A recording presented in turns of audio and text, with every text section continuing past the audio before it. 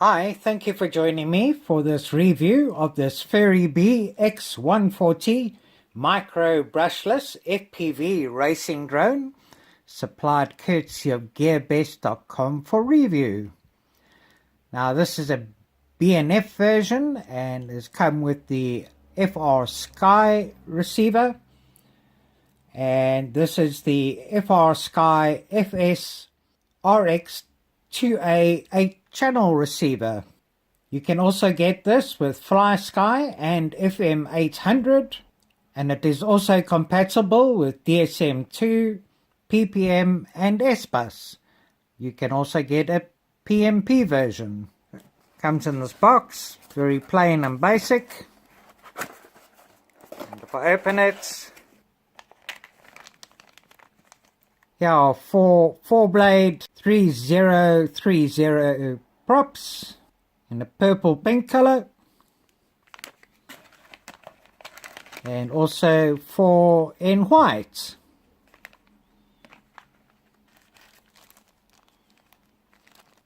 Also get the prop nuts, some cable ties and some string tubing.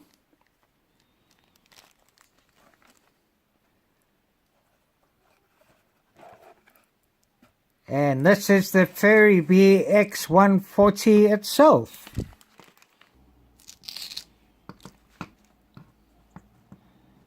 So 140mm frame, and this is a 3K carbon fiber frame with 4mm thick arms. Now it's not a single frame, the arms are separate. But this does still look very strong and very sturdy. And I suppose if you break an arm, you can replace the arm rather than having to replace almost an entire frame.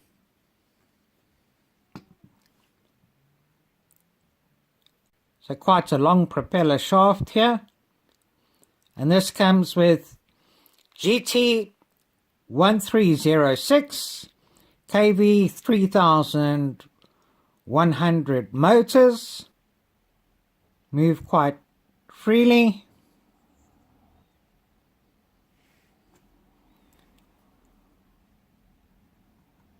Then this comes with the Omnibus 3.1.7 F3 flight controller with integrated OSD. Also comes with 4-in-1 BL Heli S 20 amp ESCs with a 25 amp burst current, and includes up to D-Shot. And on top we get the Q150 5.8 GHz 40 channel VTX, and this can be switched between 25 milliwatts and 150 milliwatts.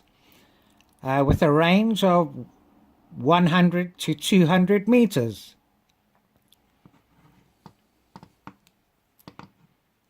And this is a 600 TVL CCD camera with a 130-degree field of view. Looks a little bit like a Runcam Micro Swift Mini. The FR Sky receiver comes loose, which is convenient to bind, and then has a adhesive strip on the top here to secure it once it's bound. Then I'll need to modify and secure the antenna better here. Got the 5.8 gigahertz dipole antenna hiding away here that I'll need to feed through as well. Also comes with a buzzer on the back here and 4 LED lights and an XT60 battery connector. Would probably have been better to have an XT30, but I have got an adapter to connect to XT30 as well. Also comes with a little silicone pad on the bottom here to help hold the battery in position, and a Velcro strap. Not the best, but it doesn't look too bad. Really a nice size, a nice design, good components. And the recommended batteries for this are 2-cell up to 4-cell batteries. And let's have a look at the weight.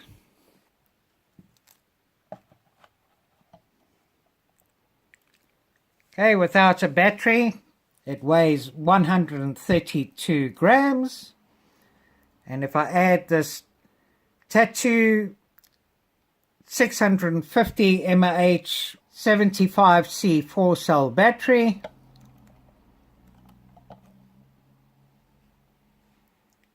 it comes in at only 202 grams.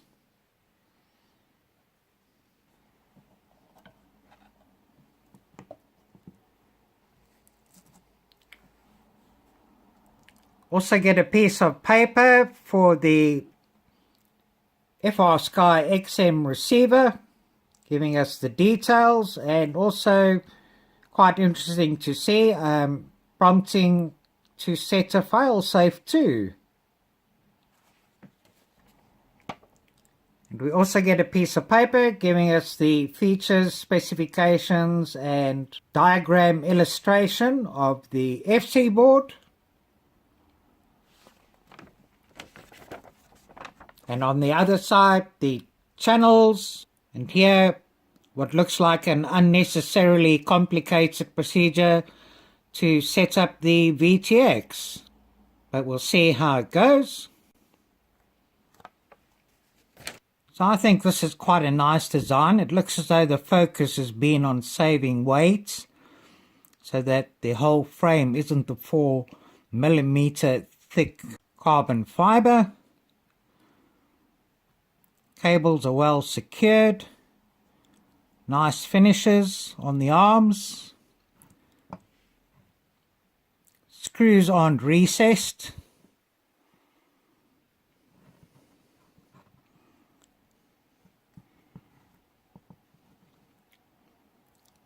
So this looks like it's a 2.1mm camera.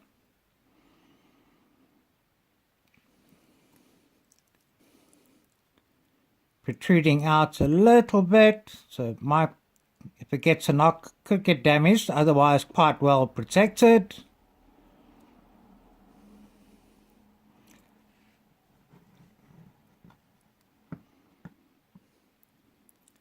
USB port to plug into to connect and configure Betaflight. And then here's the button on the VTX, change the bands, channels and frequency. So let me go ahead and get this bound and set up. So on my Tyrannis X7, I've set up Furibee X140. Then I discovered that I couldn't bind on D8, so the information is incorrect. The mode should be D16. And I bound on D16, so it looks as though the FrSky receiver is a normal XM receiver. There you go, and then you've got to press and put on the alarm for bind. And then on the receiver here, hold down this button and connect up the battery simultaneously. Then this light will flash and go green, and then release, disconnect, power up again, and you should be bound. So don't forget, got to be bound on D16 if you get the FrSky receiver. So I'm connected up to Betaflight Configurator version 3.2.2. So always, before you change anything, it's best to do a backup. So click on backup and backup the file.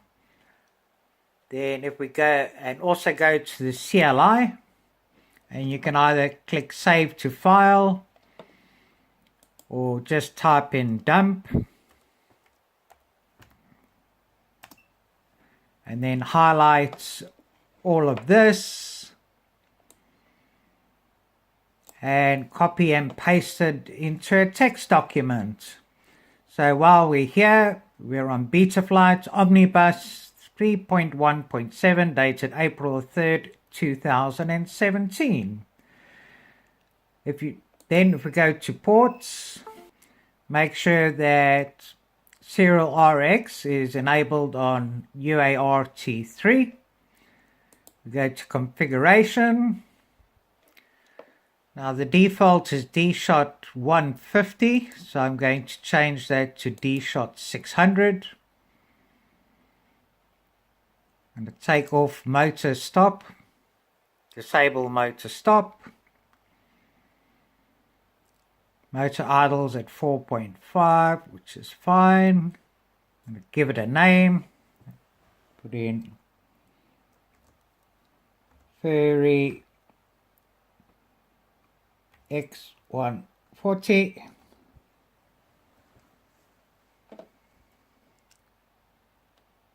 Oh, let's just make it Furibee X140. Okay, make sure we're on serial based receiver and S-Bus. If you make any changes here, make sure you save and reboot. And then the defaults, we've got the LED strip, black box, SD card, OSD, save and reboot. Let's look at the failsafe. The failsafe is enabled. PIDs. These are the default PIDs, and I'm going to leave the PIDs at default and see how it goes. This can always be changed. Look at the receiver. I'm connecting with the Tyrannus QX7, so this is wrong. This should be TAER, or we can just go here, go spectrum and change it to TAER 1234. So let me just save this and then save.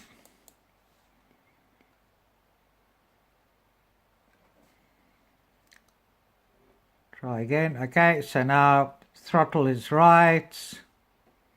Yaw is right. Pitch and roll. Go to modes. I'm going to add there auxiliary 1 is going to be arm disarm, and let me just check and see. Alright, that's there.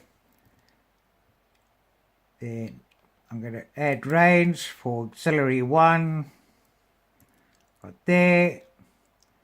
Then anti-gravity, I'm also going to leave on auxiliary 1, but in position 2. So let me drag this over here.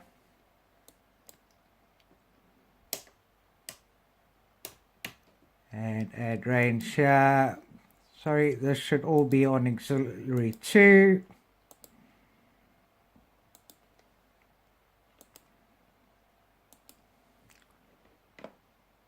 And I want air mode over there.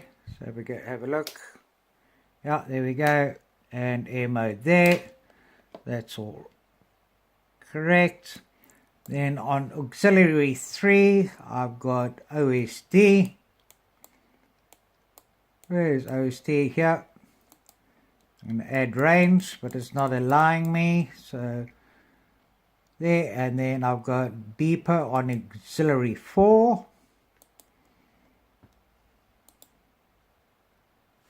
And let me just test. Okay, I haven't got a battery connected. Let me save this. Okay, motors, don't need to do anything. Let's have a look at the OSD. So it's on auto, but I'm going to put mine on to PAL here in the UK. We've got main battery voltage, artificial horizon, horizontal sidebars I'm going to remove. I'll leave on time, fly mode. Leave it in those positions and bring down the battery voltage to here. And then I also prefer metric, so I'm going to change the units to metric. Save this.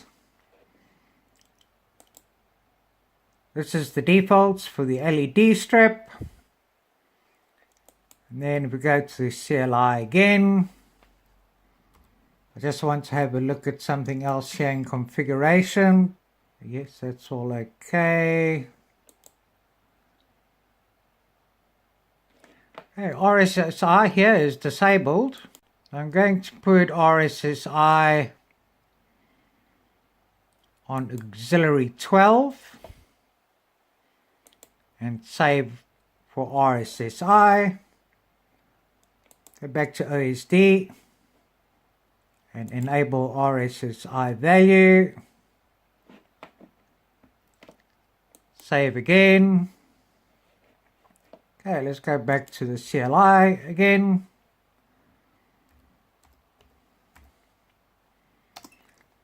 Save to file.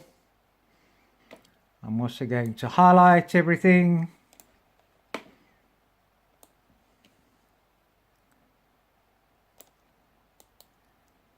Copy. Create a new text document. CLI backup.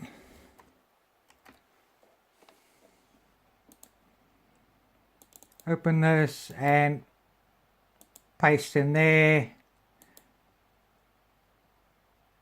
and save.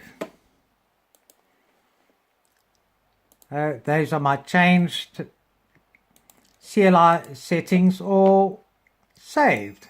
Go back out into setup, and this is it all set up in Betaflight. Okay, and I've connected up to FPV, and if we have a look, the default that it's come on is band A, channel 45645 megahertz. You can see the signal strength, you can see the battery voltage,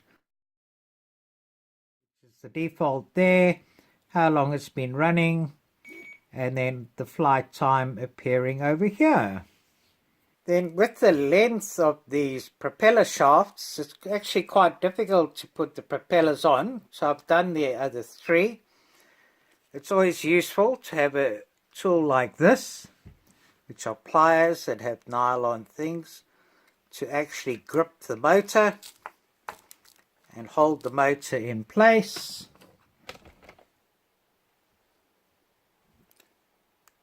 And then one can fasten it easier.